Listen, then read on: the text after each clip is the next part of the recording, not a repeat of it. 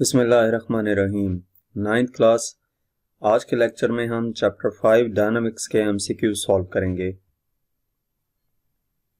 First MCQs है, what is the formula for momentum. Momentum के लिए कौन सा फार्मूला होता है? Mass into velocity, mass into acceleration, both of them, none of them. Mass into velocity यानी कि m और v, मोमेंटम का formula p equal to M V होता है, तो इसके मुताबिक हमारे पास मोमेंटम इक्वल होता है मास इनटू वेलोसिटी के, यानी कि p equal to M V. तो इसका ए ऑप्शन करेक्ट होगा। बी ऑप्शन जो है मास इनटू एक्सेलरेशन, ये Newton second law of motion है, F equal to M A. ठीक है, तो इसका ए ऑप्शन करेक्ट है। नेक्स्ट एमसीक्यूज है, resultant force can be expressed as the change in momentum over. Resultant force जो है वो किसकी इक्वल होती है? Change in momentum divided by. तो रिजल्टेंट फोर्स जो है और उस रिजल्टेंट फोर्स और मोमेंटम के दरमियान अगर हम रिलेशन देखें तो वो जिस फार्मूले के तहत हम लिखते हैं वो F इक्वल होता है rate of change of momentum के, यानी कि F equal to delta P by delta T। तो resultant force can be expressed as change in momentum divided by time. तो बी ऑप्शन आएगा इसका। नेक्स्ट एमसीक्यूज नंबर 3 है, impulse is defined as force into time, force into distance, force into velocity, none of these. Impulse को कैसे define किया जाता है? Impulse को J से डिनोट करते हैं और इम्पल्स होता है फोर्स इनटू टाइम के, यानी कि J equal to F cross T। ठीक है, ये ऑप्शन करेक्ट होगा। बी ऑप्शन जो है फोर्स इनटू डिस्टेंस, ये हमारे पास होता है FD वर्क डन होता है। ठीक है, तो बी ऑप्शन नहीं हो सकता। फोर्स इनटू वेलोसिटी FV, ये भी नहीं होता, तो ए ऑप्शन हमारे पास जो है फोर्स इनटू टाइम, ये इम्पल्स के इक्वल होता है। नेक्स्ट एमसीक्यूज नंबर 4 है, in a closed system the conservation of momentum states that. Closed system में कंजर्वेशन ऑफ मोमेंटम के तहत, यानी कि law of conservation of momentum के तहत टोटल मोमेंटम बिफोर और आफ्टर कोलिजन सेम रहता है। तो इस हिसाब से इसका बी ऑप्शन करेक्ट होगा कि in a closed system the conservation of momentum states that total momentum before and after event is same.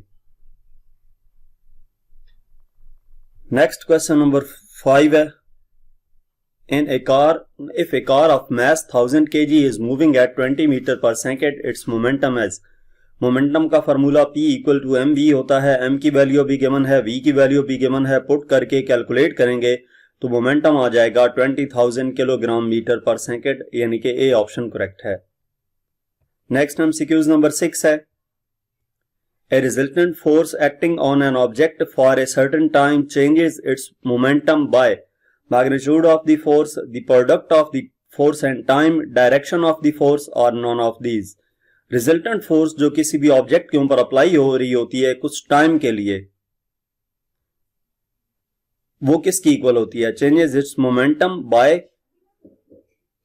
यानी कि यहां पर फोर्स और मोमेंटम का रिलेशन पूछा गया है, तो फोर्स और मोमेंटम का रिलेशन जो है वो F equal to delta P divided by delta T होता है। यहां से F multiply by delta T equal आ जाता है डेल्टा P के। उन्होंने यही कहा था कि force acting on an object for a certain time, force और time changes its momentum bye.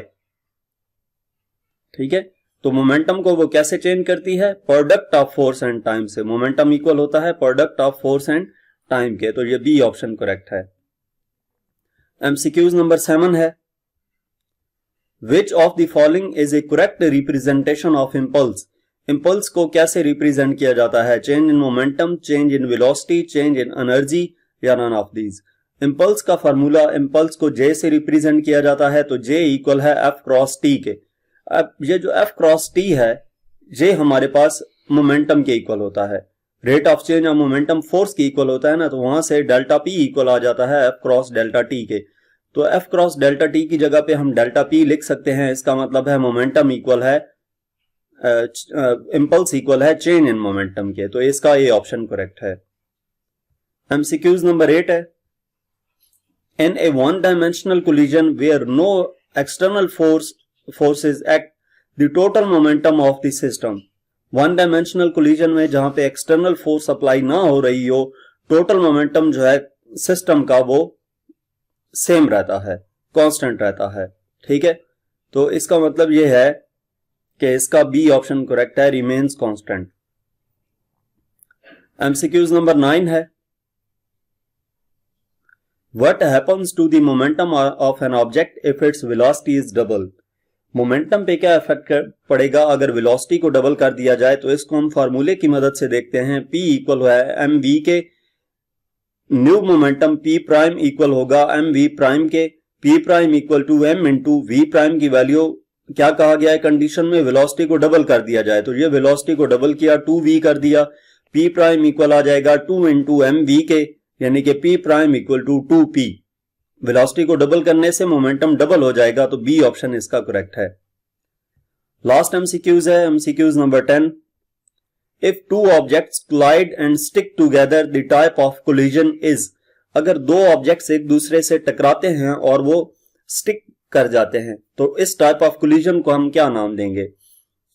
Collision हमारे पास दो किस्म का होता है, एक इलास्टिक और एक इनइलास्टिक कोलिजन। इलास्टिक कोलिजन में मोमेंटम और काइनेटिक एनर्जी दोनों कंजर्व रहते हैं, जबकि इनइलास्टिक कोलिजन में मोमेंटम कंजर्व रहता है लेकिन काइनेटिक एनर्जी कंजर्व नहीं रहती। तो जब कोलिजन के बाद ऑब्जेक्ट्स स्टिक कर जाएंगे तो इसका मतलब यह है कि फाइनल उनकी जो काइनेटिक एनर्जी है वो 0 हो गई है। ठीक है, तो उस सूरत में मोमेंटम जो है वो कंजर्व नहीं रहेगा, काइनेटिक एनर्जी कंजर्व नहीं रहेगी। मोमेंटम तो कंजर्व रहेगा, काइनेटिक एनर्जी कंजर्व नहीं रहेगी। तो इसलिए ये इनइलास्टिक कोलिजन होगा, बी ऑप्शन इसमें करेक्ट है। यहां तक हमारे पास इस चैप्टर के एमसीक्यूज थे। मजीद किसी भी चैप्टर की एक्सरसाइज का सोल्यूशन देखने के लिए हमारा चैनल विजिट करें। इसके अलावा अगर आप किसी भी सब्जेक्ट की ऑनलाइन जो होम ट्यूशन पढ़ना चाहते हैं तो हमसे व्हाट्सएप पे कांटेक्ट कर सकते हैं। Thank you.